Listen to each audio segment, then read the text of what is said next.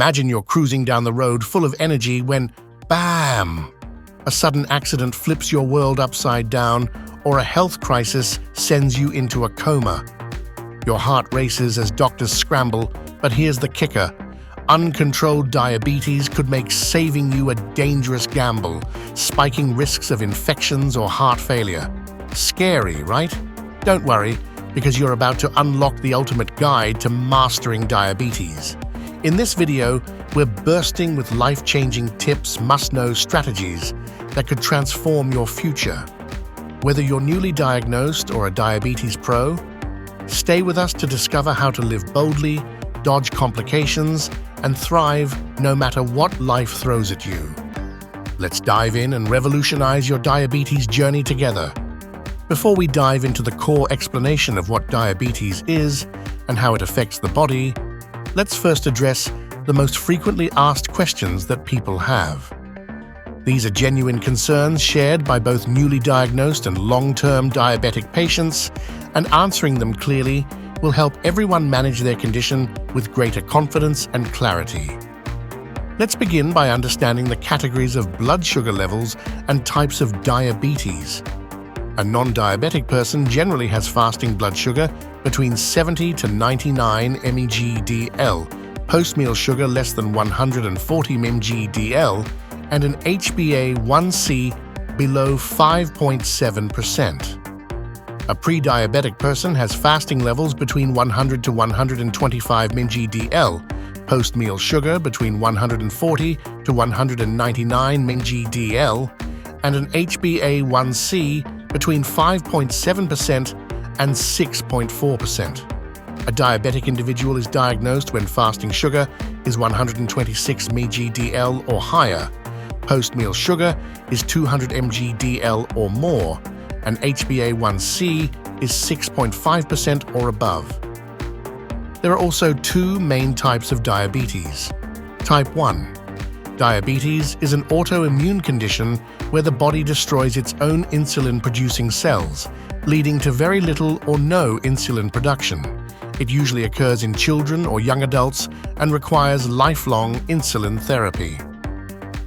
Type 2 diabetes, which is more common, is caused by insulin resistance and a gradual decline in insulin production over time.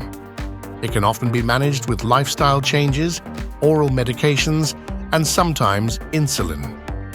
Now let's move into the frequently asked questions. Many people ask, I'm injecting insulin daily, but my sugar levels still spike. What should I do? Even with insulin, sugar spikes can occur due to high-carb meals, improper insulin timing, stress, or underlying illness. It's crucial to review your food choices, insulin schedule, and lifestyle. Using a continuous glucose monitor can help you understand patterns and hidden triggers. In such cases, consult your doctor to adjust your insulin or diet plan accordingly. Another common question is, if I'm using insulin, what should my sugar levels be? And if it goes to 300 within 45 minutes, what should I do?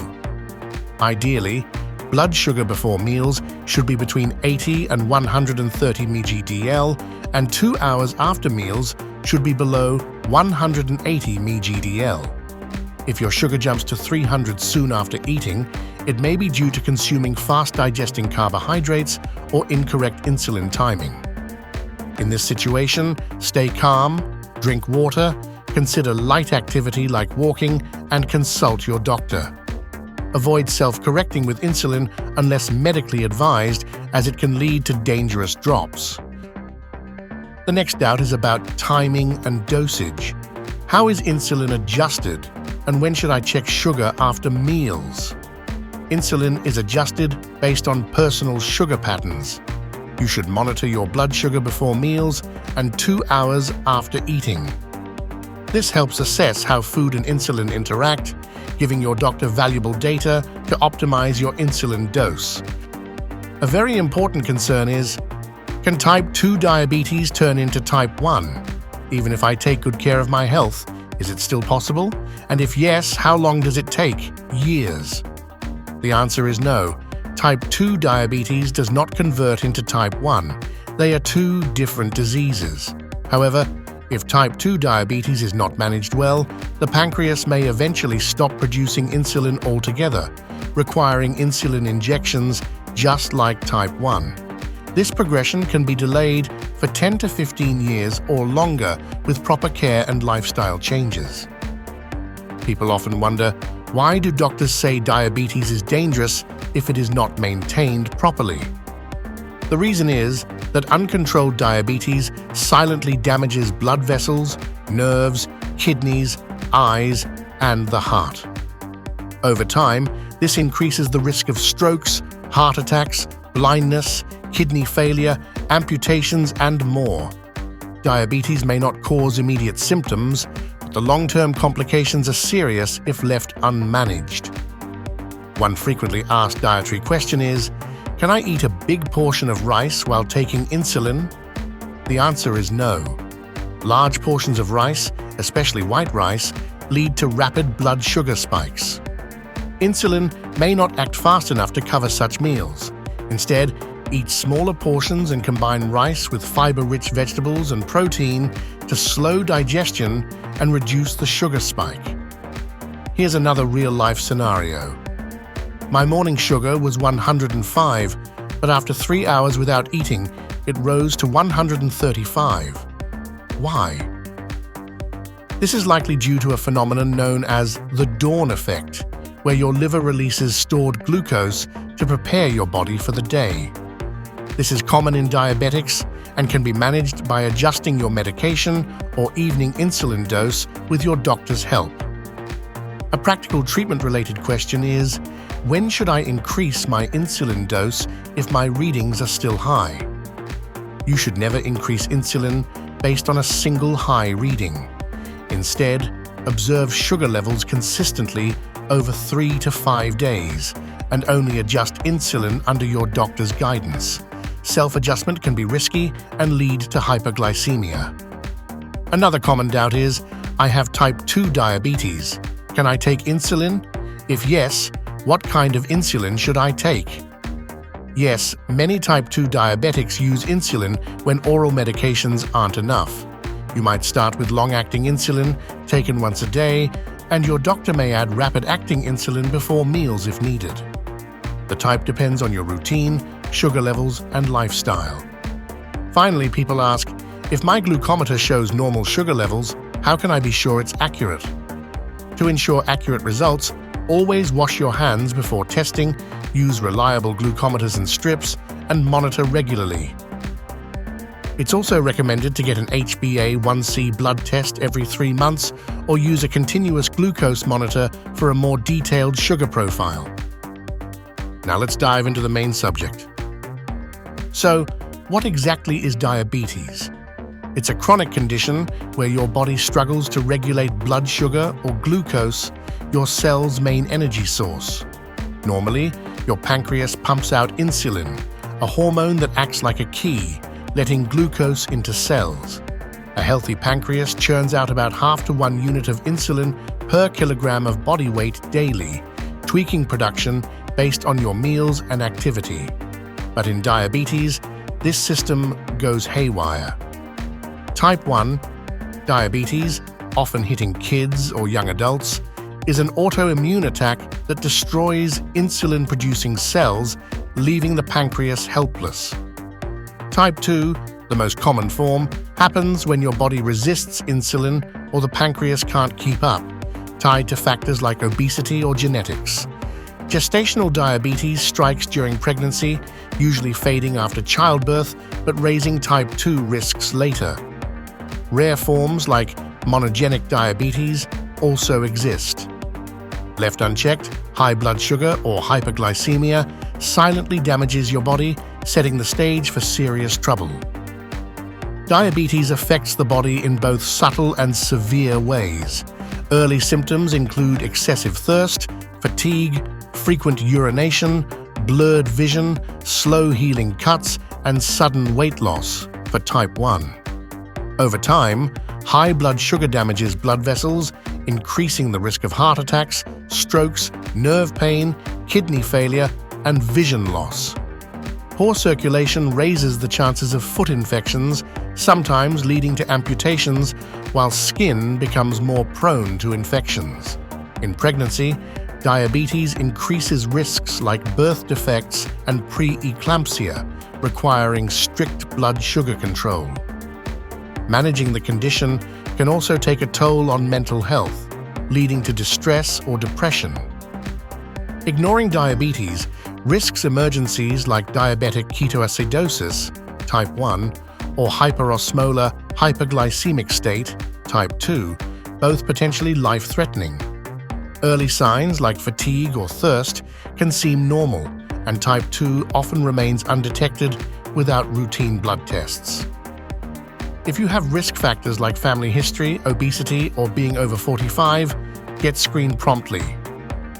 Uncontrolled diabetes heightens emergency risks, including diabetic comas caused by DKA, HHS, or severe hyperglycemia. Treatments involve IV insulin, fluids, electrolytes, or glucose to stabilize sugar and hydration.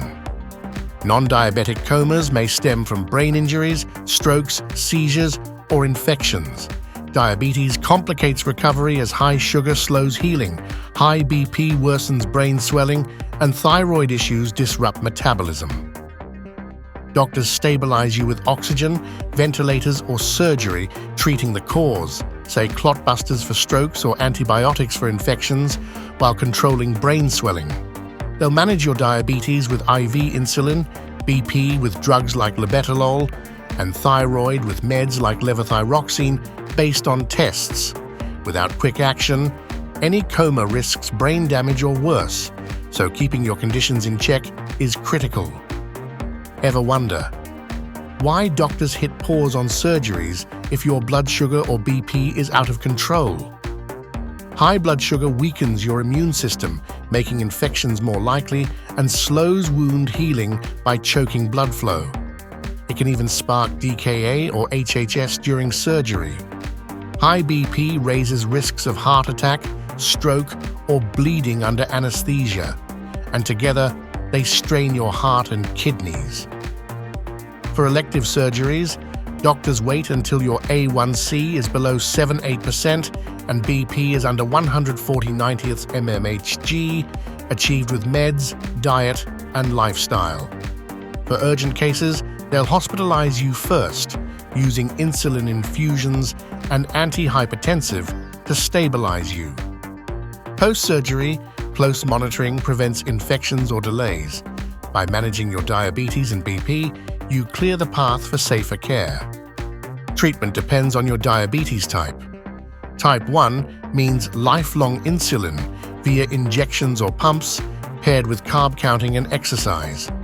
Type 2 starts with lifestyle tweaks, healthy eating, weight loss, activity, and often metformin to boost insulin sensitivity. If needed, drugs like sulfonylureas, GLP-1 agonists, or insulin step in. Some try alternative therapies like acupuncture or herbs, but check with your doctor as they can mess with meds or sugar levels. Blood sugar can swing despite care, thanks to stress, illness, high-carb meals, or hormones like menstruation. Persistent spikes mean it's time to tweak insulin or meds with your doctor's help.